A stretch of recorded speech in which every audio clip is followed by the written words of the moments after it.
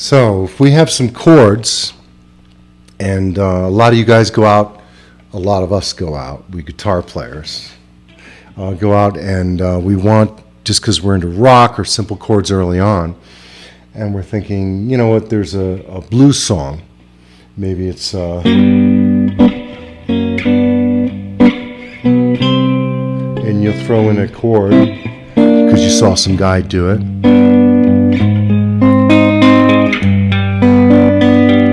And you'll go out and see a guy do the same song, and maybe once in a while you run into a jazzier player and you're like, wow, that's really cool what he did. How did he do that? He comes in with these chords you don't really know. And you want a system for figuring out these chords.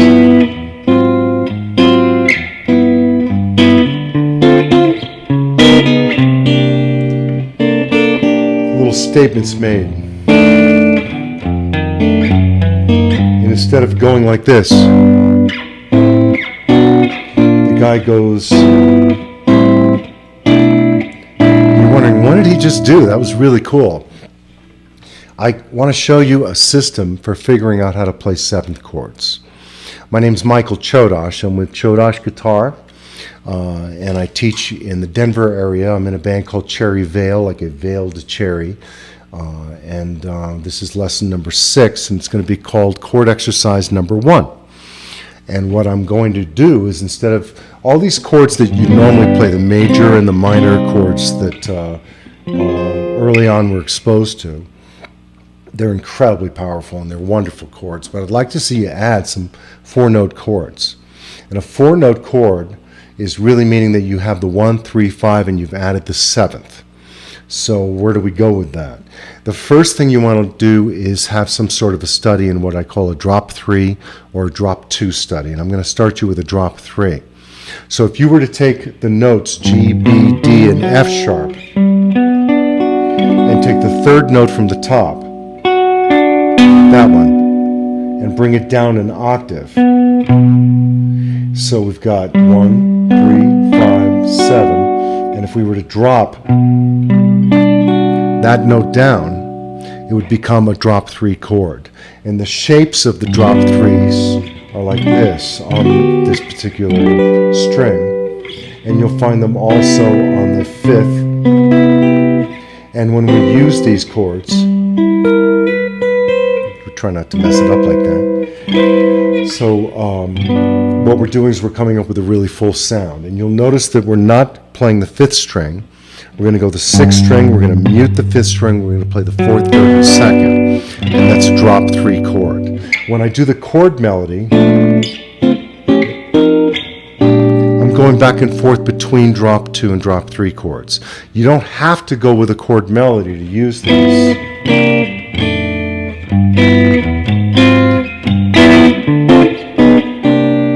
Right?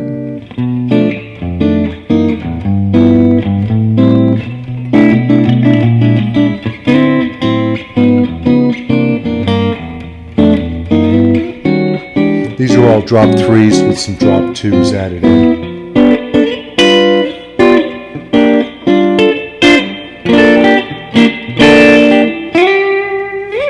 I think they're really cool sounding and they're beautiful. And you'll find that there are going to be times where you have a ballad to play or something to play that you really can't get away with the simple 3-note chords, because you're beginning to sound like you're copying the piano player who's just...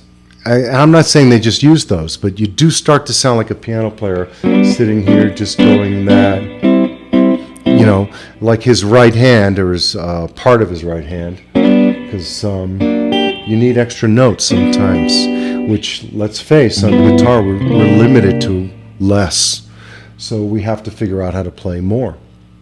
And the first chord I want to show you is a G major 7. I'm going to call it the drop 3 major 7 with the 5th melody note on the 2nd string. Now, that sounds complicated, but the fact is drop 3 means we're skipping the 5th string and playing, that's to you will be a drop 3 for now, and the 1st string. And you think about the voicing I pulled it from. It doesn't really matter if you get that or not. What matters is that you remember this is called a drop 3. Horn players and groups play this a lot. The first voicing is going to be on a major 7, which is the 1, 3, 5, and major 7th in the voicing. And it's a G major 7. The root is on the 6th string, but what I really want you to remember is that the melody is on the 5th string. I'm sorry, on the 2nd string. The melody is the 5th on the 2nd string. So let's start off with that one. Get to know that major 7. Now, once you get good at that major 7, I want you to try this exercise. And it's going to work like this. It's pretty complicated, so you want to write this down. The major 7 is going to have 1, 3, 5, and 7. The dominant 7th, or what you just think of as a 7th chord, has the 1, 3, 5, and the flat 7. So we're going to flat the 7 to make it a dominant 7th, or a G7. That's what you can call it. Then we're going to have G minor 7, which is going to have 1 flat 3, 5, and flat 7. So you're going to flat that. Now the way we're going to reach these is by remembering that on this instrument, in this particular chord, we have the root, then the 7th, then the 3rd, and then the 5th. So the root is on the 6th string, the 7th is on the 4th string, the 3rd is on the 3rd string, and the 5th is on the 2nd string. So remembering that, and I should hopefully have drawn some sort of a diagram for you to remember that. But I want you to write it down if you would please. Remember, it's root 7, 3, 5 in this particular chord. To turn it into a 7th chord, we're going to flat the 7th from major 7th to dominant 7th, or 7th chord. To make it minor 7th, we're going to flat the 3rd to make it a minor 3rd. Now we've got root, flat 7, flat 3, and 5. To make it minor 7, flat 5, we're going to flat the 5th, which is on the 2nd string. Now it's root, flat 7, flat 3, and flat 5. And to make it diminished, we're going to flat the 7th a second time. It's a double flat 7. On the 4th string, we're going to flat that note again. And now we're root, double flat 7, flat 3, flat 5. We're going to come back up to minor 7, flat, and that's a diminished chord, diminished 7th chord. We're going to go from diminished 7 to minor 7, flat 5 again. We're going to go minor 7. We're going to go dominant 7. We're going to go 7 sus. We're going to go 7. We're going to 7 flat 5. And we're going to flat, the 7 sus, by the way, means we're going to raise the 3rd on the 3rd string to the 4. And then we're going to jump to a 7th chord, back to the 7th, but we're going to flat the 5th on the 2nd string. Then we're going to go to the 7 aug 5, meaning we're going to raise the 5 a fret above on the 2nd string. So we'll have 1 flat 7, 3, and aug 5. Then we're going to end on G major 7th. You ready for this? It's going to take some manipulation. Remember, root 7, 3, 5. The next chord you go to, and you're going to have to study these one at a time before you can get caught up and play this exercise. But we'll wait for you. We'll be on YouTube or wherever you're finding this. And we'll go ahead and make it so you can play this again. And when you play this again, here's the actual exercise that you'll be looking to play. G major 7, G7, G minor 7, G minor 7, flat 5, G diminished 7, G minor 7, flat 5, G minor 7, G7, G7 sus, G7 flat 5, G7 aug 5 to G major 7. Let's do it again. And G major 7, G7, G minor 7, G minor 7 flat 5, G minor diminished 7, G minor 7 flat 5, G minor 7, G7, G7 sus, G7 flat 5, G7 aug 5 to G major 7. One more time.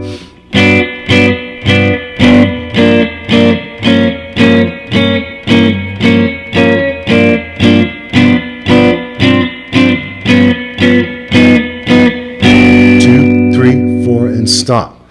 Now, when you get that done, we're going to run through all of those with all the different chords in the drop 3s and with all the different drop 2 chords. So, when we're looking at drop 2s,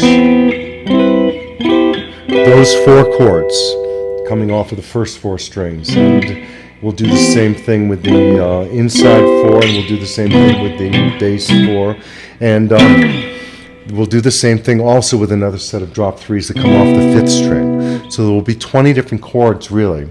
But by the time you're done with 2 of them, you really automatically know how to apply them. So don't think of it as learning 20 different chords and forms. Really think of it as learning that one chord properly. And after a little bit of study, you're going to come back and go, you know what? I can handle this. You don't even really need to show me. But we'll do the exercise together. And then I'll have some other exercises for you. Very simple, even easier than what we just did. Where we're going to climb up the neck and learn how to play the chords in each key. And when we're doing that, we're getting to the point.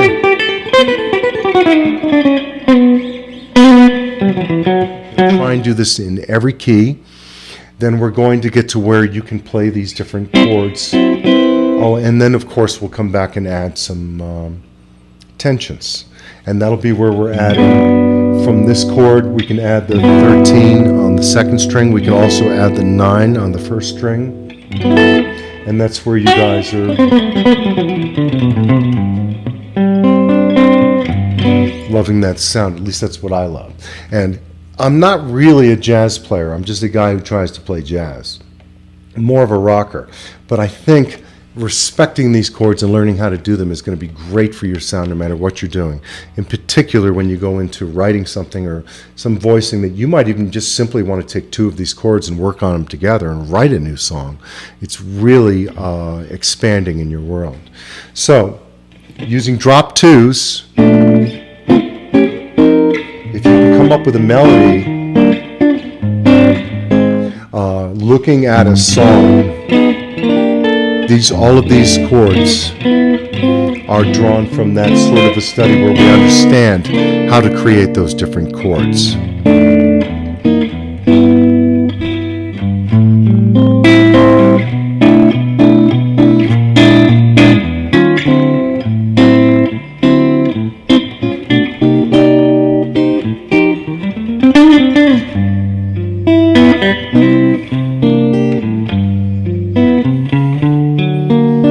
My name is Michael Chodosh. That's lesson number 6, and it's about chords, the drop 3, major 7th chord, exercise number 1, with the melody being the 5th on the 2nd string. Thanks for watching, and I hope this works for you. Send any comments if you do have any on the site, and as well you can email me, michael@cherryveil.com. Cherryveil is Cherryveil. Also, you can call me at the number. All the information should be down on the bottom of the screen by now, and I'll look forward to hearing from you. Thanks.